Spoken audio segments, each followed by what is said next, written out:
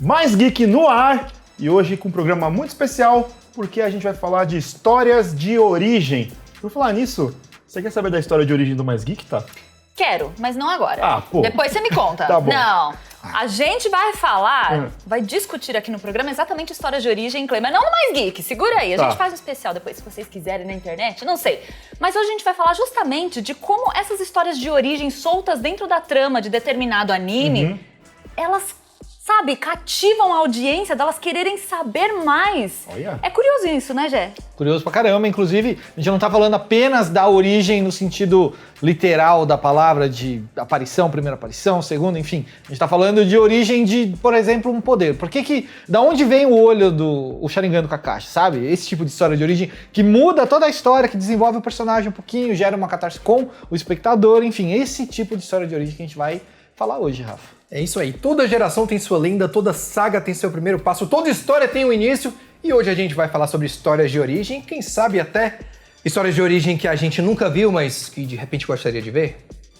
Olha aí, que beleza. Ô Rafa, fala pro pessoal de casa onde é que eles acham essas histórias e muito mais aí. Essas histórias e muito mais vocês encontram em geekhere.com.br, onde a gente fala de anime, mangá, cinema, TV, games, tokusatsu e tudo mais que diz respeito à cultura nerd e geek. Então, passa lá, notícias novas, quentinhas, todos os dias. Olha aí, que beleza. Notícias novas.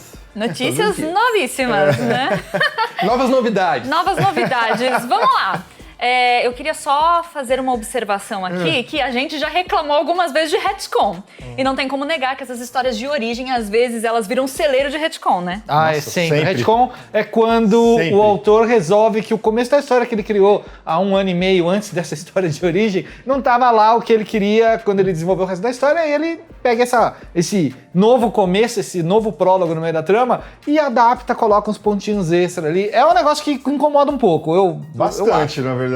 Assim, eu não sei se eu fico tão incomodado. Mas sabe por quê? Eu vou explicar por quê. Tem um negócio que me incomoda muito, mas não só em anime, em qualquer obra. Quando o autor não é coerente com a própria coisa que ele cria.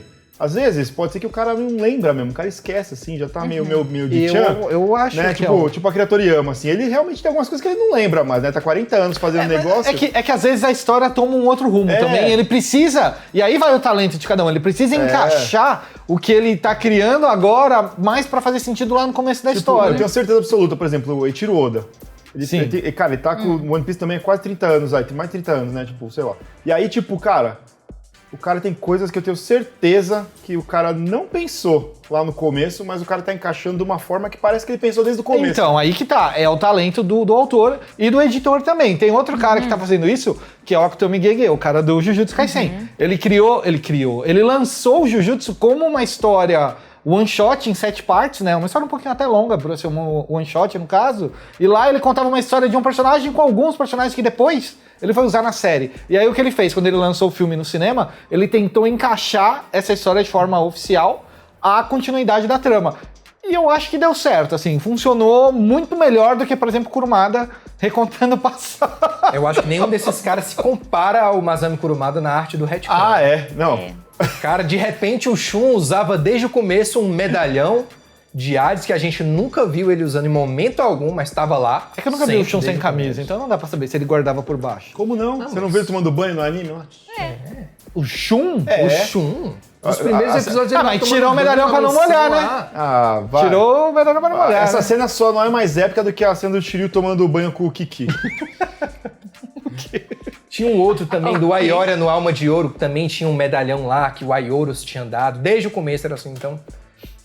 é complicado falar de Cavaleiros do Zodíaco, gente. Ó, o retcon que eu mais gosto, que não é bem um retcon, porque é uma história, é um spin-off de Cavaleiros, é o episódio G. O Aioria, é o Aioria, né? É o personagem. Ele indo salvar uma usina nuclear, tá ligado? Tipo, depois volta lá pra lutar Cara, com você. esse é tão retcon... Não, é que ele é mais um spin-off. Ele é um spin-off, não dá pra falar que é um retcon.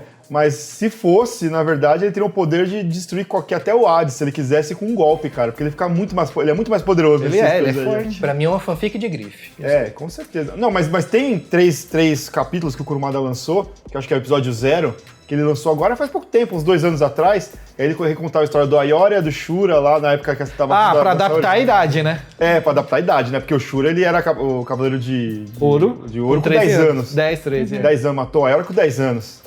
E deixa eu perguntar uma coisa pra vocês. É é sempre uma origem triste, porque a gente sabe que na composição, às vezes, do caráter da personagem, o que motiva ele a seguir em frente, às vezes é uma tragédia que acontece ali. Eu perdi os meus pais, não, porque eu não consegui salvar a pessoa tal, eu vou lá me esforçar, então vou salvar tudo. É sempre uma coisa trágica nessas histórias de origem? Eu parei pra pensar aqui, eu não consegui lembrar de uma história que não fosse triste. Mas eu acho... Ou de arrependimento.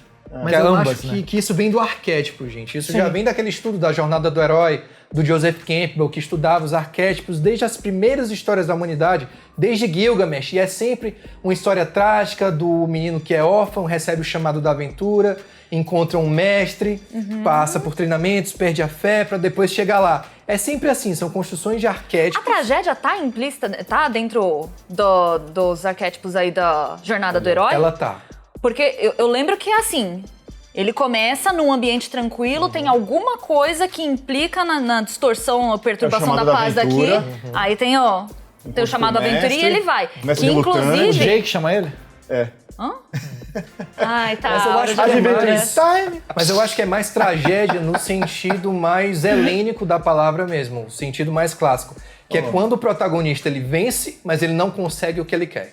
Ele não tem o final feliz que ele desejava, apesar dele vencer o inimigo. Mas isso daí é uma coisa que eu gosto muito, inclusive, desse estudo da Jornada do Herói, porque eu vou um pouco além na origem da jornada do vilão. Porque muitas vezes o vilão é o que já foi o herói que completou a sua jornada e ele não consegue mais voltar ao ambiente comum. Ele não consegue mais ter a rotina dele, então ele tenta causar alguma disruptura, alguma perturbação ali naquele ambiente para ele poder voltar a ter o chamado da aventura. E muitas vezes isso daí ocasiona uma tragédia e vai dar origem a uma nova jornada do herói, só que ele seria o vilão. Então é um negócio meio louco, assim. É uma mas maneira legal de a tragédia... o arquétipo. Mas a tragédia sempre tá aí no meio. É porque eu vejo meio como uma muleta, na verdade, porque é muito mais fácil eles jogarem a molecada nas aventuras se eles não tiverem alguém para supervisionar as loucuras que eles vão fazer, porque eu duvido que se o pai e a mãe do Naruto tivessem viva, deixava eles sair nessas doideiras aí que eles fazem. Se bem que a Sakura tem pai e mãe, deixa, sabe? Então, tipo, vai saber. Porque ali, dentro do ambiente de Naruto, já é uma coisa meio que levada como profissão. Fala assim, não, é natural que você vai ali e você vai se arriscar nessas coisas. Eu tô dando um exemplo assim, por exemplo, você tem Kingdom Hearts. Quem que é o pai e a mãe do Sora? Não, isso aí não... Whatever, mas tipo, você acha que eles vão deixar o moleque sair aí pela ilha pra fazer nada, passar pelos mundos? A mãe do Pega a mãe do Ash. Porque no mundo Pokémon é igual do Naruto. O mestre Pokémon é uma profissão. Se você vê o mestre Pokémon, é tipo jogador de futebol aqui no Brasil. Eu nunca vi Ash ganhando salário pra treinar Pokémon. Eu só vou tentar trancar Deus. Ele não precisa, porque todo cara que ele espanca na rua lá pra lutinha de Pokémon, o cara dá lá $500 pra ele. Ele fala, vamos lutar, quero comprar um pão. Pá, toma aqui $10. Ele vai lá no jogo, mas ali no anime eu não só tá subentendido ali, ó. Mas sempre tem grana pra fazer as coisas ali, ó. Entendi. Gente, eu tenho uma pergunta pra fazer pra vocês, que é uma coisa que eu tava discutindo, inclusive com o Gé. E a gente só deu risada. Essas histórias de origem, né? Seria Tokyo Revengers uma grande história de origem? Bom, a Cleiton calculando, Nazaré aqui, ó. Eu acho que E ele pode fazer retcon quantas vezes ele quiser, inclusive. Ele é obrigado a fazer. Exato. O objetivo é fazer um retcon, mas é uma grande história de origem, porque você tem o Takemichi ali no mundo normal dele, até que ele vai pro passado e você vê a origem. Você tenta descobrir por que ele ficou do jeito que ele ficou. Então, De Volta para o Futuro é uma história de origem? Quando mete viagem no tempo, a coisa já fica muito esquisita. É difícil falar sobre história de viagem. É difícil porque sempre tem furo de roteiro em história de viagem no tempo. Não tem como não ter, cara. E tem um negócio legal que aconteceu recentemente. Fire Force. Fire Force acabou. E o final de Fire Force, na verdade, é a deixa pra você entender que ele, na verdade, é um prólogo de Soul Eater. Olha essa bizarrice. Mas você acha que... Olha essa bizarrice. Mas acho que foi meio sacanagem lá do também cara. acho que foi sacanagem. Vou colocar os caras aqui. Eu também acho. Só de sacanagem, tô de saco cheio. Você já tem um futuro. O Fire Force, tecnicamente, seria um futuro apocalíptico onde o Sol tinha destruído tudo e aconteceu todas as coisas que aconteceram, né? Só que, na verdade, ele é o passado da outra série do que ele fez, né? Do Atsushi Kubo, que ele desenhou antes. Foi o Soul Eater, que você já tinha um mundo muito pior. Não tinha nada lá no mundo, só Shinigami, alma e gente querendo virar ceifador, né? Mas aí Soul Eater já não configuraria um retcon, porque cadê os Fire Forcers nessa história? Então, eles foram extintos. No final do Fire Force, você vê o que acontece com eles. Nossa. E aí o mundo se desenvolve um pouco mais. além, né? Porque vai Aí, alguns anos pra frente. Aí Tem que terminar de ler o Fire Force. Eu talvez tenha dado um spoiler pra muita gente agora. Eu Mas pensei era nisso, notícia, tava no Geek Hero. Tava, sabe aonde? Tava no Geek No Hero. geekhere.com.br. Tava. Ó, a gente tem outras histórias de origem bem famosas, inclusive uma que tá bem alta, né? Que é o Jujutsu Kaisen Zero. Que inclusive a gente comentou agora há pouco, é meio que aquela mente que o Clayton comentou do Oda, de conseguir encaixar as coisas do passado com as coisas do presente. O Gege fez a mesma coisa com a história que era um piloto, que deu muito certo, quiseram uma série, ele não queria uma série, tanto que a série veio com outro protagonista, e aí no meio do caminho a gente encontra os personagens que dividiam o palco com o Yuta, né, que é o personagem do filme, que volta depois no mangá, e provavelmente numa nova temporada do anime. Não vou dizer que ele volta na segunda temporada do anime, porque eu acho que ele não volta, mas enfim, vai demorar um pouco ainda. Eu acho que um dos exemplos mais clássicos que a gente tem do quanto a galera gosta dessa coisa de origem é justamente o Kenshin e a origem da cicatriz dele. Sim. Que é todo o arco do passado lá da Tomoe. A lenda era que ele tinha feito a barba errado e cortado a cara sem Ok. querer. Eu ia falar que o que prova que a galera gosta muito disso eram as comunidades do Orkut, que tinha comunidades inteiras só por causa desse tipo de coisa. Pra só. tentar descobrir o que é. Exato. E é uma história que rendeu um OVA, rendeu uma passagem no mangá maravilhosa primeiro, né? Sim. Depois um OVA em 4 partes, incrível. E recentemente um filme. 2 live actions, né? E ainda vai ter um anime remake ainda. E é o remake que tá Vocês chegando. considerariam essa saga a saga mais importante de Samurai X? Eu acho a do Shishio a mais importante. A do Shishio eu mais não diria importante. mais importante, mas uma das mais legais. Eu gosto mais do arco de reminiscências, né? Que é o arco do passado aí, onde ele é apresentado pra Tomoe, é apresentado pra restauração, ele como um assassino do Bakumatsu e tudo mais. Eu acho muito legal essa parte. É muito bom. Mas não é a principal, na minha opinião. Porque ele se auto-penitenciando lá pelos pecados que ele cometeu é o que chama a atenção da história. Inclusive, vale lembrar uma coisa assim, só pra falar, galera, tem o Kenshin Kaden lá, que o Jeff tem a coleção toda, que o Atsuki ele desenhou, se ele fosse refazer o Kenshin, como ele refaria atualmente. E aí tem um design todo diferente de cada personagem.